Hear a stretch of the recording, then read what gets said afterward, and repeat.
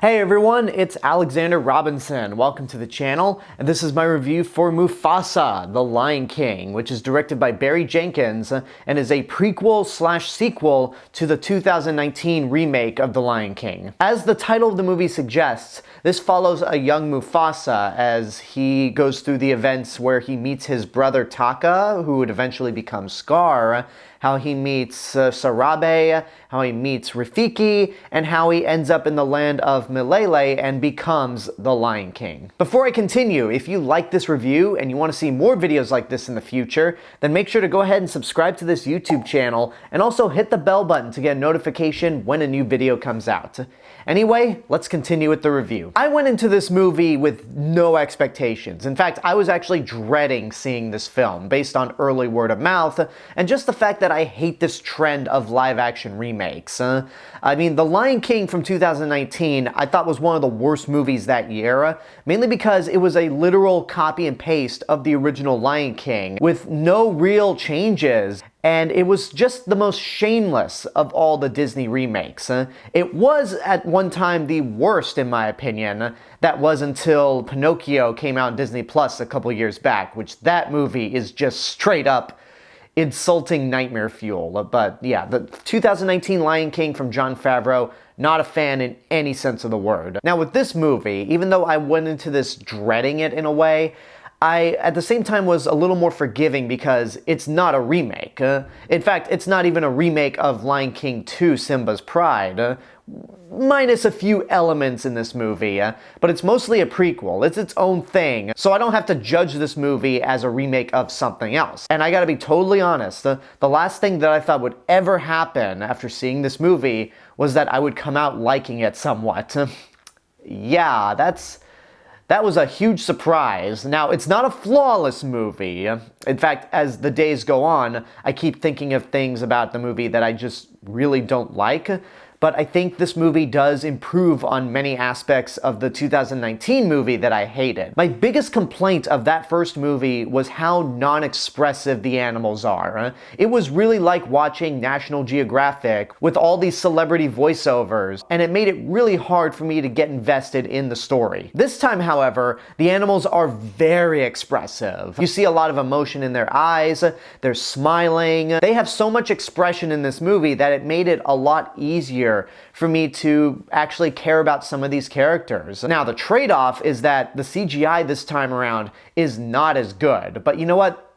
If that means we get more expressive characters, then I'll take that as somewhat of a win. And the CGI is not horrible. It's not even really bad, because it's still good. There's some incredible scenery throughout this movie. A lot more variety in terms of scenery compared to the last movie. So at the very least, it was visually pleasing to watch. On top of the more expressive animals, the voice cast is pretty good. Aaron Pierre and Kelvin Harrison Jr. play Mufasa and Taka respectively, and I thought they did a really good job. I was invested in their brotherhood when they first meet, when they bond over each other, and just seeing the overall progression on how they slowly drift apart. Now, I think the main reason why Taka ends up drifting away from Mufasa is kind of petty, but I definitely felt some investment, more than I did with the last movie. Mads Mikkelsen does a really good job as the villain of the film, this giant white lion whose pride is hunting down the two main characters.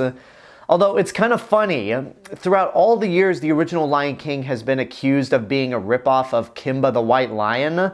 I guess this movie just straight up went, oh, you want us to rip off Kimba? Well, here you go, we'll make the main villain of the movie white.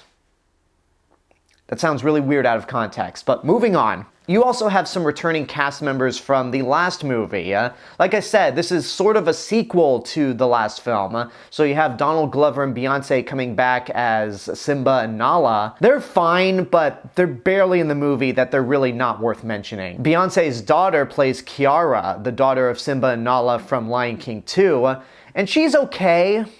Again, she doesn't really have much purpose in this movie. Who really doesn't have a purpose in this movie at all are Timon and Pumbaa, once again played by Billy Eichner and Seth Rogen. And the reason I say that is because they literally serve no purpose. They are not in the actual story of the film, the prequel segment. In fact, the setup of this movie is that Rafiki is telling the story of Mufasa to Kiara. So occasionally the story gets interrupted by Timon and Pumbaa asking when they're going to show up in the story or if they're even in the story at all.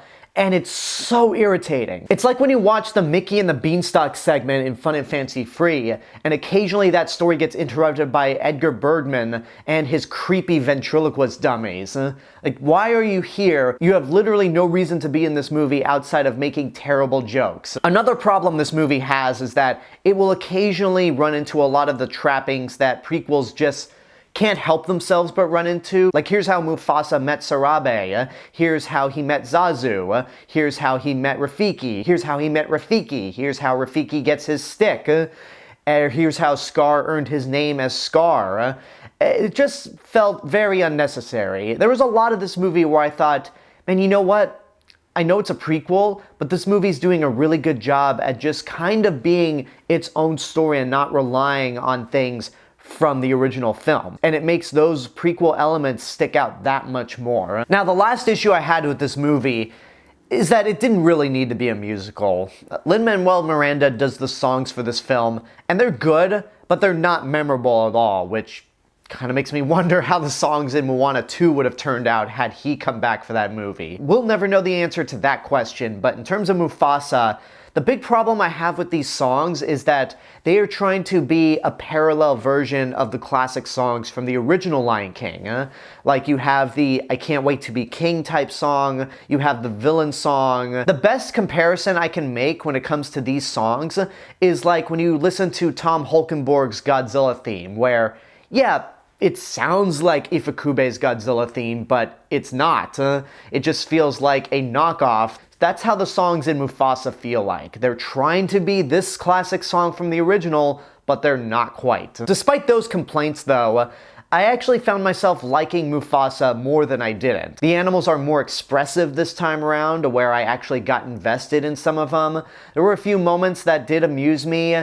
It can be exciting at points, and it's got some visually breathtaking sequences. So I will actually say it's good, but not great.